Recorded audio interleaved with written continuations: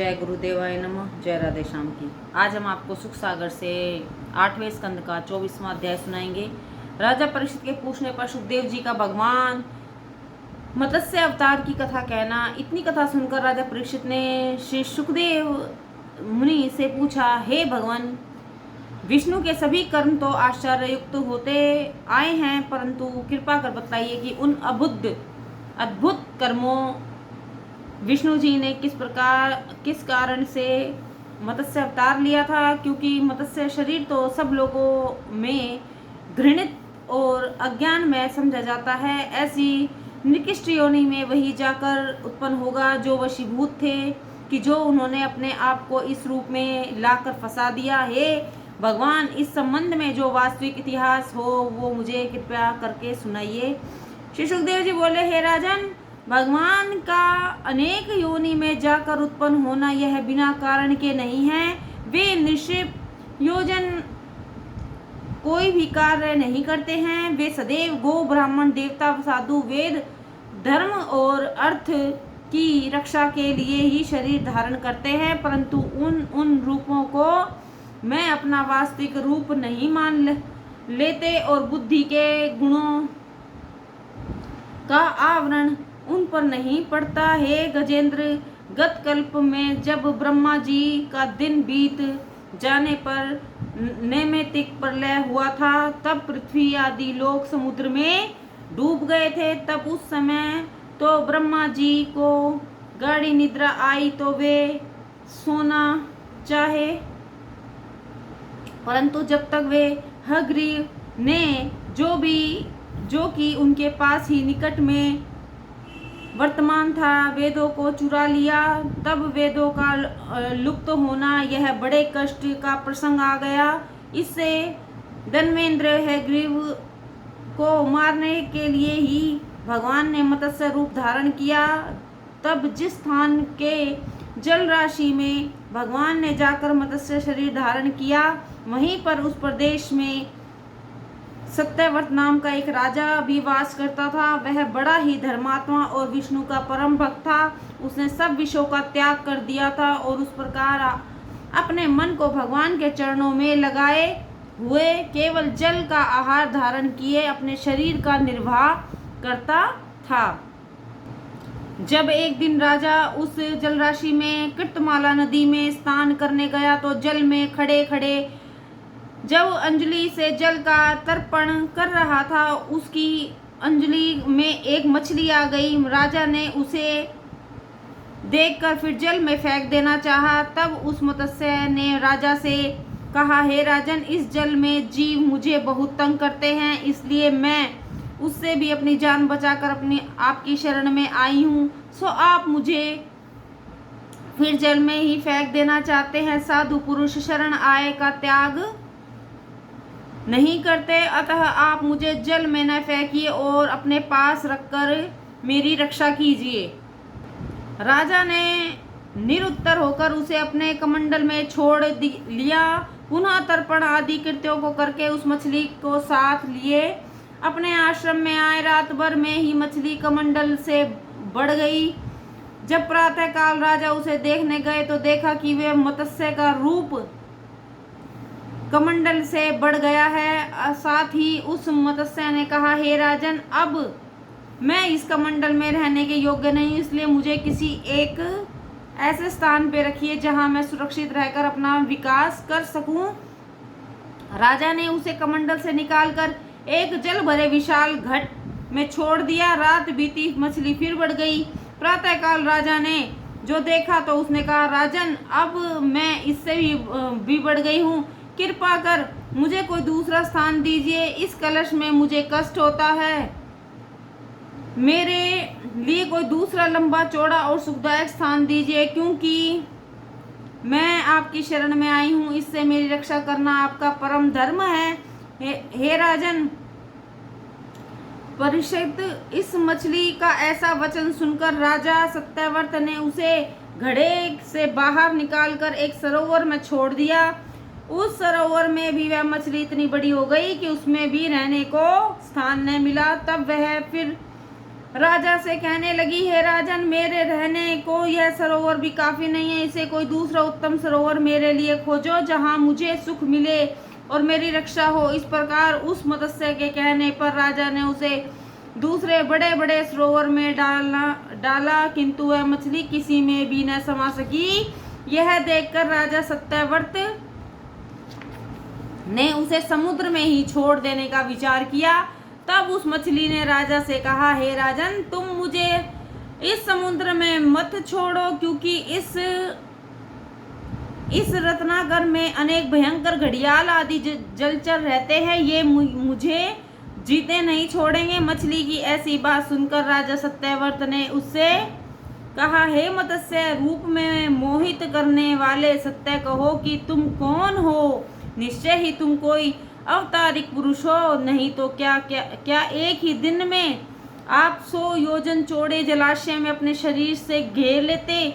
मैंने आज तक आप जैसे प्रभाव वाले किसी भी जलचर को नहीं देखा और न सुना है। इससे जान पड़ता है कि भक्तों पर दया करने वाले अविनाशी भगवान आपने मुझ पर कृपा करने के लिए ही यह जलचर का रूप धारण किया है। इससे हे जगदीश्वर, आपको नमस्कार है। हे प्रभु, हम सरीखे शरणागत भक्तों के आप आत्मा और आधार स्वरूप हैं। हे नाथ, आपकी लीला और आपके अवतार केवल जीवों के कल्याण के लिए हैं। ऐसा जानकर भी मैं आपसे पूछता हूँ कि यह अद्भुत रूप, मत्स्य का रूप आपने किस कार्य के लिए धारण किया है?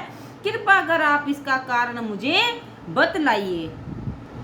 श्री सुखदेव जी कहते हैं, हे परीक्षित, जिन भगवान को अपने भक्त प्रिय हैं और राजा सत्यव्रत के हित को करना चाहते थे और जो प्रलय होने पर भी उस अपार जल राशि में क्रीड़ा करने के लिए मत्स्य रूप धारण किए थे, वे इधर राजा सत्यव्रत से बोले, राजन सत्यव्रत, आज के 7वें दिन यह तीनों लोग प्रलय सागर में डूब जाएंगे। जब प्रलय में जल में यही त्रिलोकी डूबने लगेंगी, तब मेरी भेजी हुई नौका तुम्हारे पास आवेगी। उस समय तुम सब औषधियां को और छोटे बड़े सब बीजों को लेकर सप्तऋषियों के साथ सबसे सम्मानित होकर उस बड़ी भारी नौका में बैठकर प्रकाश रहित महासागर में सप्तऋषियों के ही प्रकाश में प्रसन्नता से साथ घूमोगे।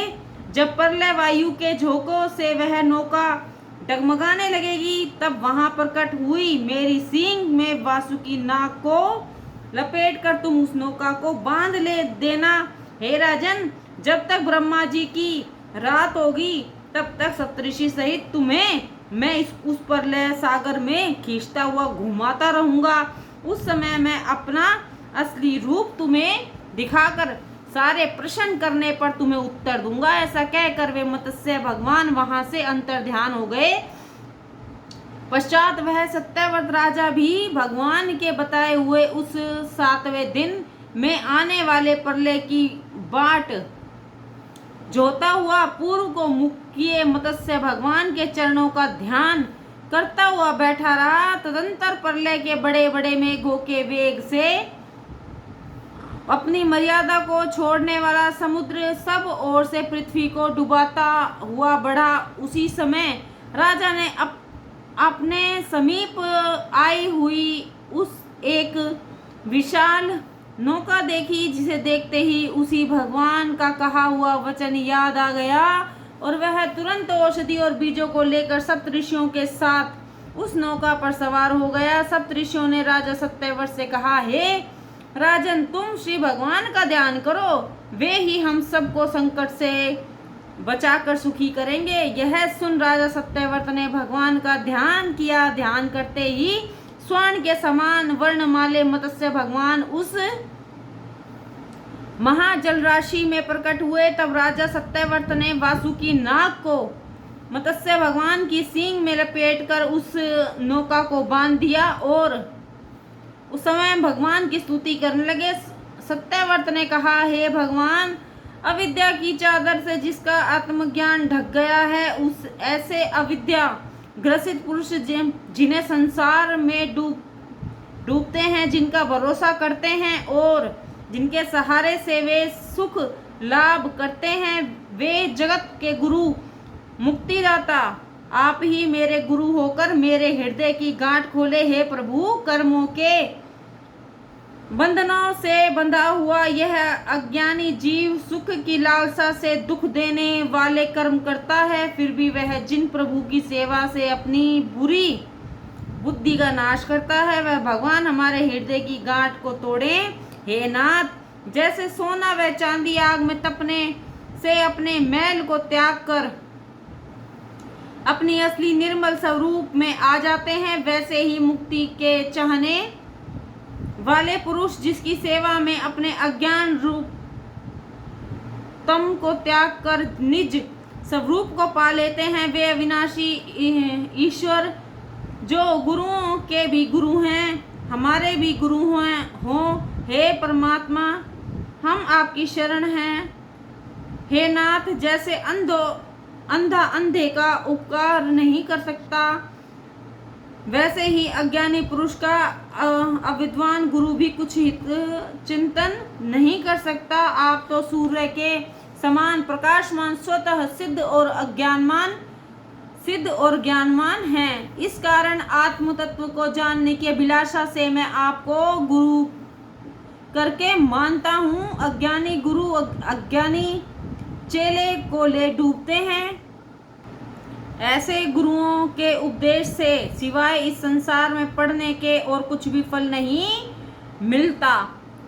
हे भगवान, आप तो अक्षय और अमोघ ज्ञान के उपदेशक हैं, इस कारण जीवों का अनायास ही मुक्ति प्राप्त होती है। हे नारायण, आप सब लोगों को प्यारे ईश्वर आत्मा और गुरु हैं। आप इच्छित फल और ज्ञान को देने वाले हैं। हे नाथ, आप घट घट के निरंतर निवास करके भी अविवेकियों को नहीं दिखाई पड़ते। हे गुरु, मैं तत्व ज्ञान का उपदेश सुनने के अभिलाषा से आपकी शरण आया हूँ। इस कारण हे प्रभु, परमार्थ ज्ञान का उपदेश करके मेरे हृदय की अज्ञानता को दूर कर दीजिए, अपना स्वरूप मुझे दे दीजिए। हे राजन परीक्षित, इस प्रकार सत्यव्रत की प्रार्थना करने पर भगवान श्री हरि ने उसे तत्व ज्ञान का उपदेश दिया। संख्या योग के और कर्म का जिससे वर्णन है, ऐसी आत्मज्ञान की रहस्यपूर्ण मत्स्य संहिता उस सत्यव्रत से कही। राजा सत्यव्रत ने सप्तऋषियों के साथ नौका में बैठकर भगवान की कही आत्म संहिता बड़े ध्यान से सुनी। फिर उन भगवान की हयग्रीव को मारकर उससे वेद छीन नींद से जागे हुए ब्रह्मा जी को चारों वेद समर्पण किए। हे राजन, इस मत्स्य भगवान की कृपा से इस कल्प के शादेव नाम वाला व्यवस्थ मनु हुआ। हे राजन, इस मत्स्य अवतार के भगवान की कथा को जो लोग कहेंगे या सुनेंगे, वे अपने समसत्य पातकों से मुक्त हो जाएंगे और भगवान के चरित्र का चिंतन करने वाले पुरुषों को तो अवश्य ही पूर्ण भक्ति प्राप्त होगी। जिन भगवान ने ब्रह्मा जी के मुख से निकले हुए वेदों को हयग्रीव से छीनकर फिर ब्रह्मा जी को दिया और जिन भगवान ने राजा सत्यव्रत को आत्म उपदेश दिया, उन मत्स्य रूपधारी भगवान को मेरा नमस्कार है। जय गुरुदेवाय नमः। जय राधे श्याम की।